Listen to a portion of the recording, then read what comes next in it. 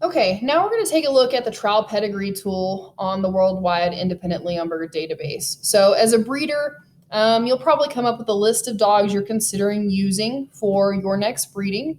And so in order to eliminate some of those dogs or choose the dog that you're eventually going to use, then you might consider using the trial pedigree tool to help you do that. So what you can do is you can type in the name of one of the dogs that you're considering using, hit the search button. Now make sure you check the drop down because sometimes there's more than one dog with that name or part of that name. So you want to make sure you select the one that you're considering using. Do the same thing for the bitch.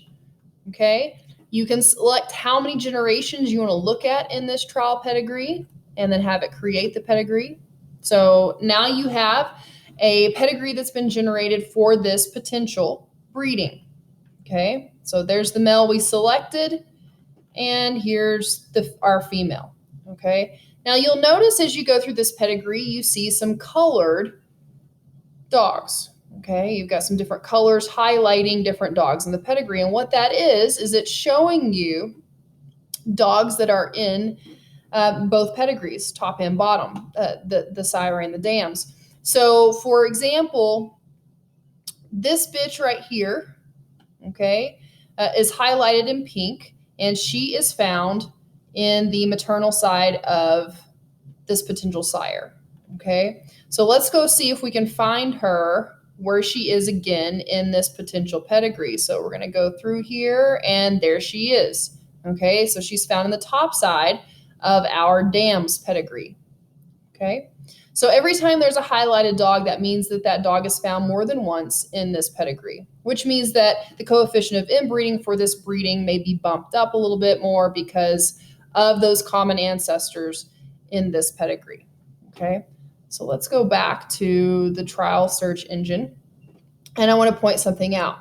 If you want to know what the exact COI percentage would be for a trial breeding, then you can have it calculated by emailing the folks at the database with the name of the intended sire and the dam, and they will calculate the coefficient of inbreeding for you and send it back to you in an email. They will also calculate the mean kinship for that potential breeding and send you an 8-generation pedigree to be able to look at. So that's really handy to be able to have. Now you can also, so let me pull this breeding back up here.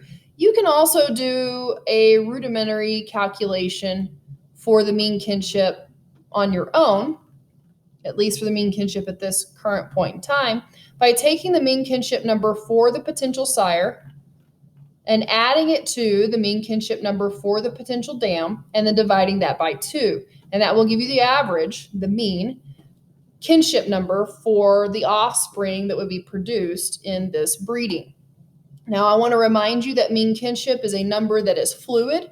It will change as the population changes. Therefore, on the next calculation of mean kinship, that number may be slightly different than what you had estimated it to be, but it will give you a general idea.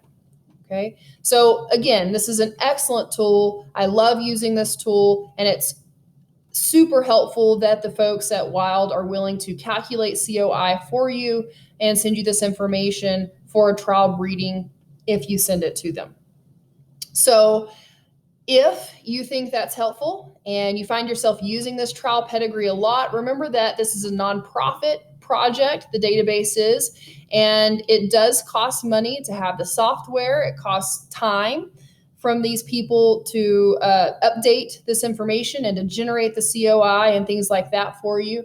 And so make sure that you're showing them support so that we can keep this database going by going to the search page and in the top right-hand corner, selecting donate and sending those guys a little bit to keep this database up and going. So thank you. Hope you guys have a good day.